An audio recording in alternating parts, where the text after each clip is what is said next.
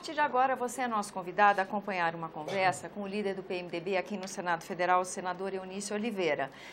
Num dia em que nós estamos fechando uma semana bem intensa, né, senadora, a gente pode dizer? Tivemos de tudo aqui essa semana, não foi?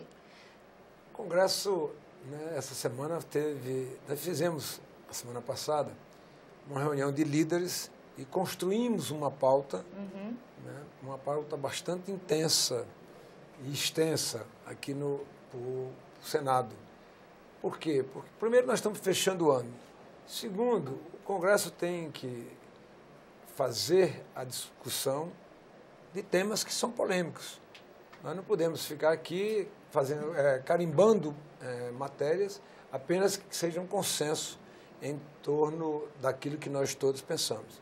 Então, o Senado resolveu fazer uma pauta pelos líderes, bastante extensa e, obviamente, com temas polêmicos. Por isso, o telespectador assistiu muitos debates aqui acalorados, como a questão da vaquejada, como a questão da repatriação de recursos, como a questão da partilha com estados e municípios. Então, ontem mesmo, né, raras são as vezes em que eu assumo aquele microfone com tanta veemência como tive que fazer ontem à noite, para que a gente pudesse incorporar na repatriação, nos recursos que venham da repatriação, a divisão com estados e municípios e, obviamente, com a participação, que isso é constitucional, de 3% dos fundos, para os fundos, e de 46% nos mesmos moldes do FPE e do FPM para estados e municípios brasileiros.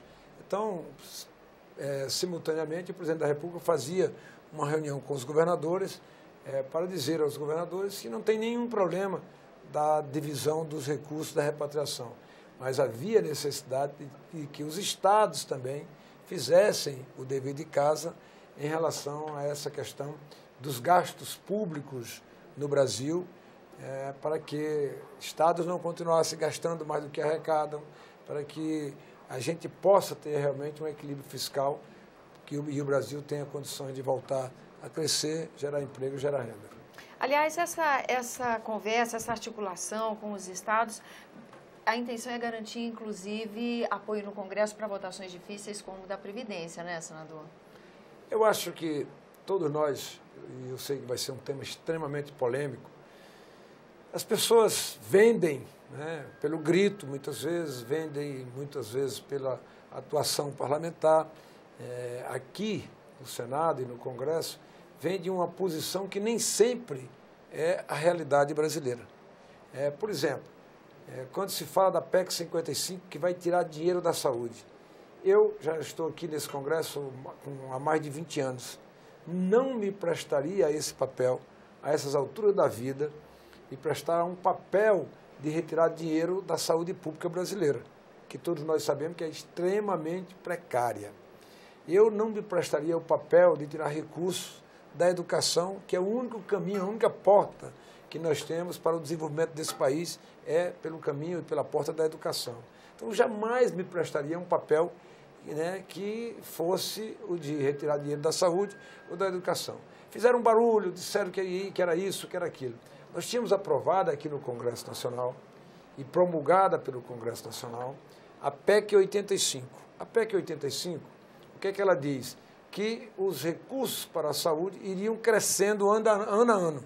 Ou seja, esse ano é 13,2, o ano que vem seria 13,8. O que é que nós fizemos? Antecipamos essa PEC,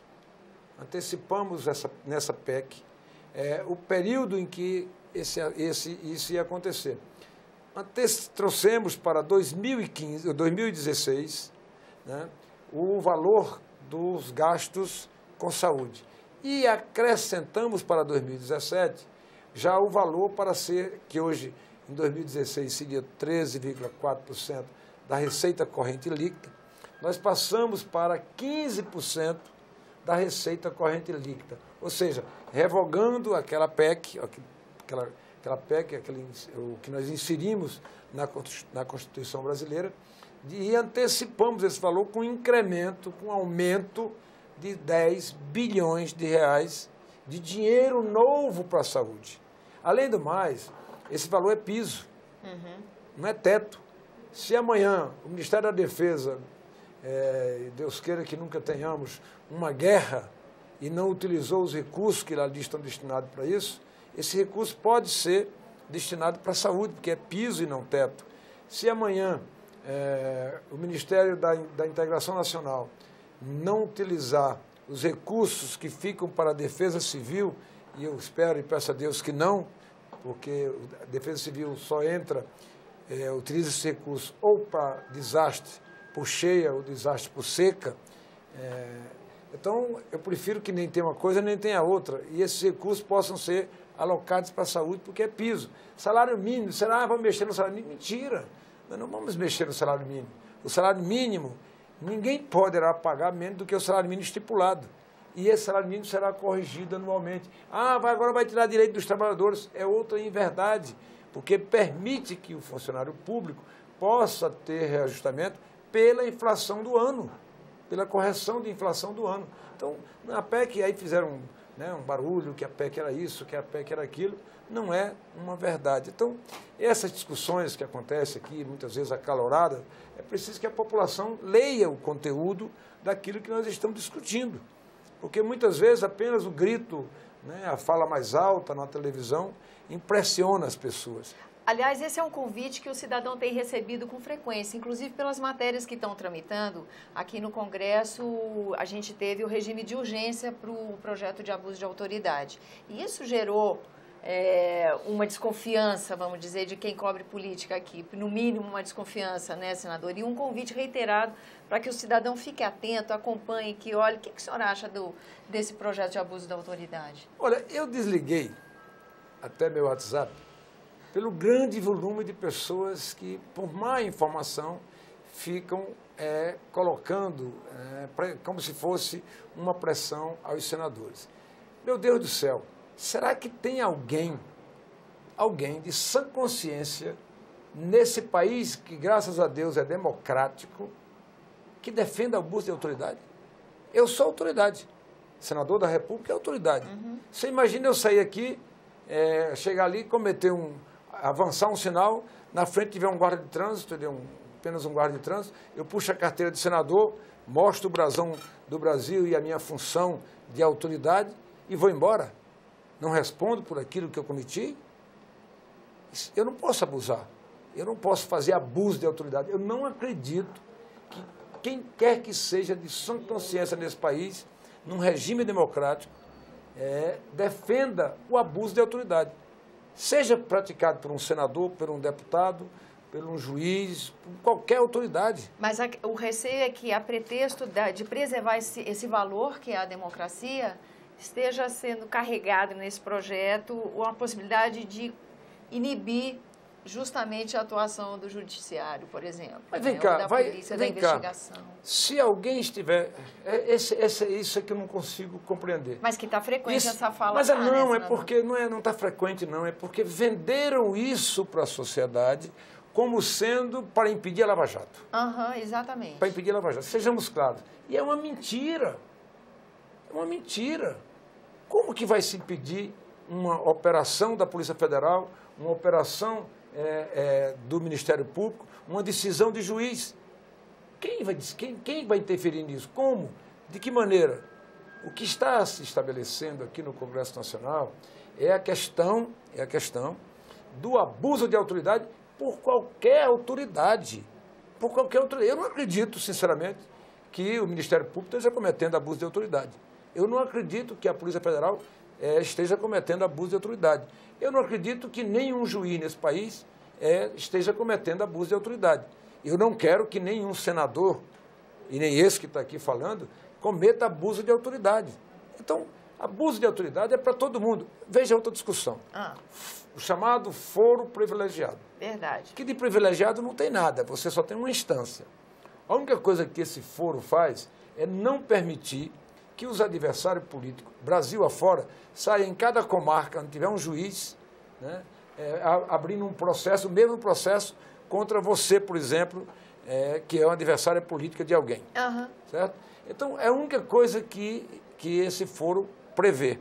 Fora isso, você já vai para outra instância. Qualquer cidadão vai para a primeira instância no juiz, depois vai para a segunda instância, depois vai para o STJ e pode chegar até ao Supremo Tribunal Federal.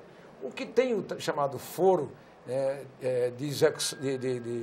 de privilegiado, vamos usar esse termo que todo mundo, que é o termo mais comum, mas as pessoas acham que tem uma facilidade nisso. Quem é que vai, por exemplo, pressionar um ministro do Supremo para fazer um julgamento diferenciado? Quem?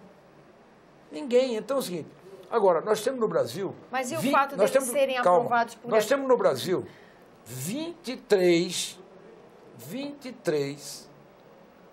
mil brasileiros com o chamado foro privilegiado.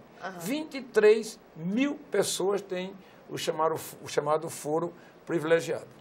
Então é o seguinte, se é para acabar para todo mundo, não tem problema, eu sou a favor. Eu sou a favor. Agora, eu quero saber o seguinte, não ficará um juiz de primeira instância vai julgar o presidente do Supremo Tribunal Federal? Um juiz de primeira instância vai julgar o presidente do STJ, do TSE, do TST? Vai julgar os ministros do TST? Um juiz de primeira instância? Vai ser assim? Porque se extinguir o foro privilegiado... É assim que acontece. Assim que vai acontecer, porque nós temos 23 mil brasileiros com o foro privilegiado. Se vier aqui o projeto para extinguir o foro privilegiado dos 23 mil brasileiros, para que fiquemos todos iguais, eu votarei, sem nenhum problema, eu votaria a favor. Agora, achar que o foro privilegiado é foro de prerrogativa de função. Na hora que você sai da função, você perde o foro. O foro é só prerrogativa de função de quem está exercendo. Como os juízes são vitalícios, aí é a grande pergunta que se faz. Como é que vai ser esse julgamento? Um juiz de primeira instância julgará um ministro de Estado, vai julgar um ministro de um tribunal superior? Mas, de qualquer forma, não sei como ficará isso. O senhor acha que essa discussão pode aprimorar esse instrumento, esse instituto do foro privilegiado, ou acha que isso não... O foro, chamado foro de prerrogativa de função, ele está bem claro, é prerrogativa de função enquanto existia função. Semana passada eu vi um debate na televisão e alguém dizia, não, tem que extinguir o foro apenas para deputados e senadores. Eu não consigo compreender porque você tem 594 deputados e senadores e você tem 23 mil brasileiros com prerrogativa de função. Então, se vai extinguir para um, vamos extinguir para todos. A lei tem que valer para todos. Eu vejo muitas vezes, não, fulano aqui, determinado segmento da sociedade não pode ser julgado por improbidade administrativa. Mas um determinado segmento da sociedade não pode ser julgado por improbidade administrativa e outro segmento pode ser. Então, eu acho que no Brasil Democrático sejamos todos iguais. Gente, pena que o tempo é tão curto, porque ainda tínhamos muita conversa pela frente, né, senadora? Acho que semana que vem a gente devia voltar e conversar de novo no argumento. Eu que agradeço aqui. Agradeço a sua atenção, a sua presença. Direito de participar desse programa. Agradeço também a você que nos acompanha, lembrando que esse é o programa Argumento e que você é o nosso convidado a fazer sugestões e críticas ao trabalho da TV Senado pelo 0800 61 2211, que é uma ligação gratuita. E se você quiser rever esse ou outro dos nossos programas, use o endereço eletrônico senado.leg.br/tv. Até a próxima.